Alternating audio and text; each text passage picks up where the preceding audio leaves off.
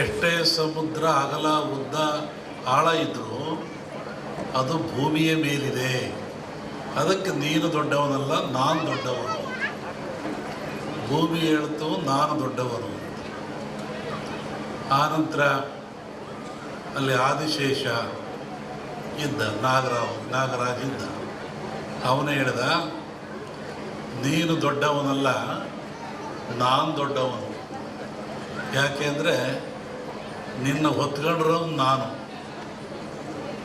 ಆದಿಶೇಷನ ತಲೆಯ ಮೇಲಿದೆ ಭೂಮಿ ಅಂತಾರೆ. ನೀನೇನು ದೊಡ್ಡವನಾಗ್ತೀಯ? ನಾನು ದೊಡ್ಡವನು, ನಿನ್ನ ಹೊತ್ಕೊಂಡಿದ್ದೀನಿ ಅಂತ. ಆಮೇಲೆ ಪಾರ್ವತಿ ಹೇಳಿದ್ಲು, ನೀವ್ಯಾರೂ ದೊಡ್ಡವರಲ್ಲ, ನಾನು ದೊಡ್ಡವಳು. ನನ್ನ ಕಿರಿಬೆರಳ ಮೇಲೆ ಆದಿಶೇಷ ಇದ್ದಾನೆ. ಸಾಗರ ದೊಡ್ಡದಲ್ಲ, ಭೂಮಿ ದೊಡ್ಡದಲ್ಲ,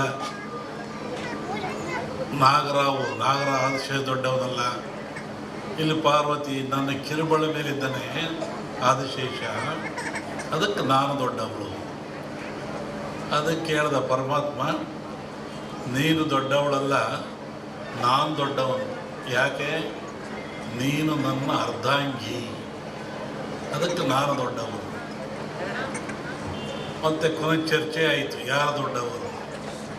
ಯಾರು ದೊಡ್ಡವರು ಅಂತಂದರೆ, ಪರಮಾತ್ಮ ಎಲ್ಲಿದ್ದಾನೆ?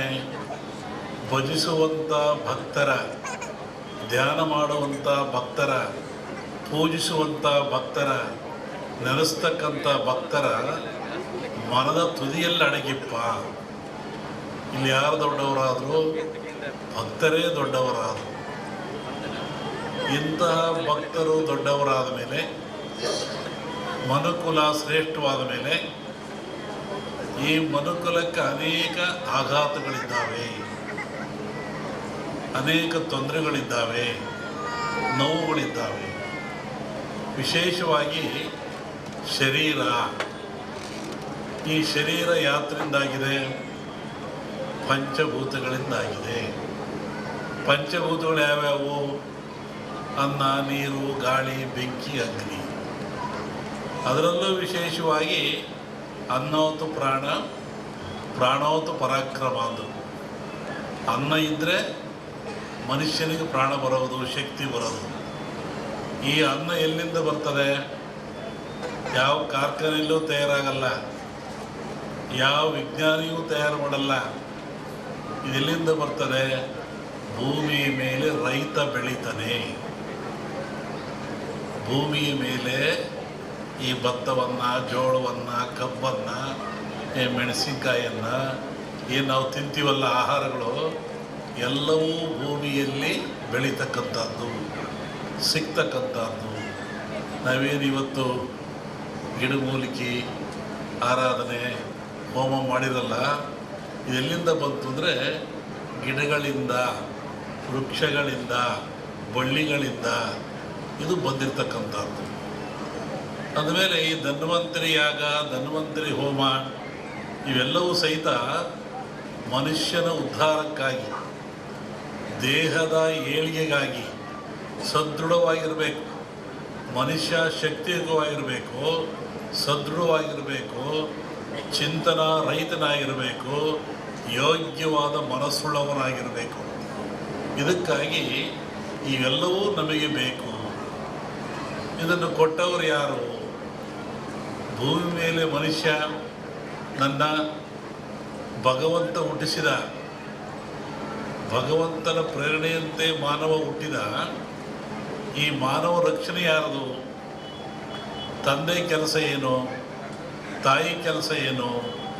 ಜೋಪಾನ ಮಾಡೋದು, ಬೆಳೆಸೋದು, ಒಳ್ಳೆ ವಿದ್ಯೆಯನ್ನು ಕೊಡೋದು, ನೀತಿಯನ್ನು ಕಲಿಸೋದು, ತಿಳುವಳಿಕೆ ಕೊಡೋದು, ಸಂಸಾರಕ್ಕೆ ಸೂಕ್ತಗಳನ್ನು ಕೊಟ್ಟು ಆದರ್ಶ ವ್ಯಕ್ತಿಯನ್ನಾಗಿ ಮಾಡ್ತಕ್ಕಂಥದ್ದು.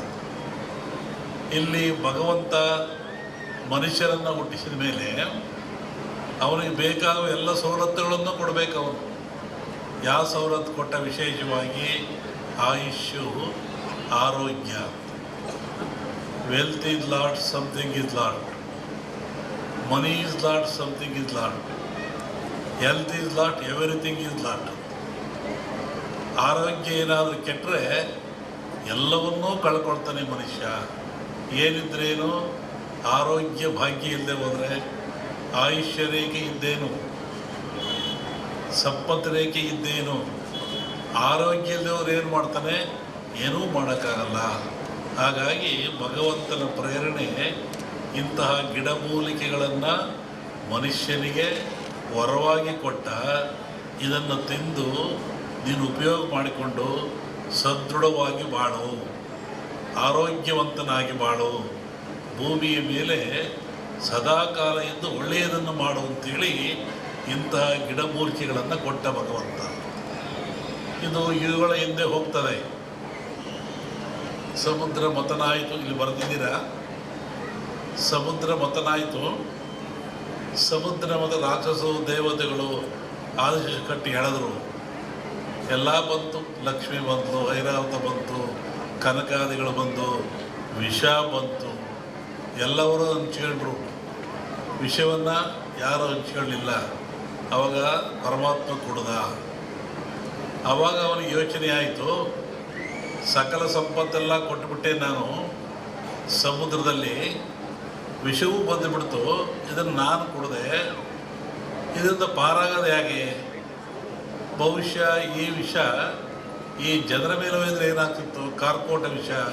ಅದಕ್ಕೆ ಯೋಚನೆ ಮಾಡಿ ಈ ಧನ್ವಂತರಿಯನ್ನೂ ಕೊಟ್ಟ. ಈ ಧನ್ವಂತರಿ ಎಲ್ಲಿಂದ ಬಂತು ಅಂದರೆ ಸಮುದ್ರದಿಂದ, ನೀರಿನಿಂದ, ಸಾಗರದಿಂದ ಬಂತು. ಇದು ಆ ಒಂದು ದೇವತೆಯ ರೂಪದಲ್ಲಿ ಬಂತು. ನಮ್ಮಲ್ಲಿ ಕೇಳಲಿಕ್ಕೆ ಹುರುಳಿ, ಕಾಮತ್ತು ಎಲ್ಲ ಬಂದಿದ್ದರು ಈ ವಿಚಾರವಾಗಿ. ಕೆಲವು ಸೂಚನೆಗಳನ್ನು ಹೇಳಿದ್ವಿ ನಾವು. ನೀವು ಯಾಗ ಮಾಡುವಂಥ ಜಾಗದಲ್ಲಿ ವೃಕ್ಷ ಇರಬೇಕು, ಅಲ್ಲಿ ಒಂದು ಹುತ್ತ ಇರಬೇಕು, ಅಲ್ಲಿ ಒಂದು ಎಕ್ಕದ ಗಿಡ ಇರಬೇಕು, ಮತ್ತು ಸಮುದ್ರ ಪೂಜೆಯನ್ನು ಮಾಡಬೇಕು. ಯಾಕೆಂದರೆ ಮೂಲ ಸಮುದ್ರವೇ ಮೂಲ. ಇದಕ್ಕೆ ಗಿಡ, ವೃಕ್ಷ, ಬಳ್ಳಿ ಇದಕ್ಕೆಲ್ಲ ಸಮುದ್ರವೇ ಮೂಲ. ಅಲ್ಲಿಂದ ತರಬೇಕು.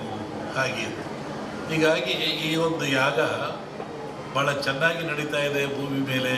ಅದರಲ್ಲೂ ಈ ಕರಾವಳಿ ನಡೆದಿದ್ರೆ ಅತ್ಯಂತ ಮನುಕುಲಕ್ಕೆ ಆದರ್ಶವಾಗಿರ್ತಕ್ಕಂಥದ್ದು, ಪ್ರಾಯಶ್ಯವಾಗಿರ್ತಕ್ಕಂಥದ್ದು, ದೀರ್ಘಾಯುಷ್ಯದ ಗುಟ್ಟನ್ನು ನಮ್ಮವರು ಕೊಟ್ಟಿದ್ದಾರೆ.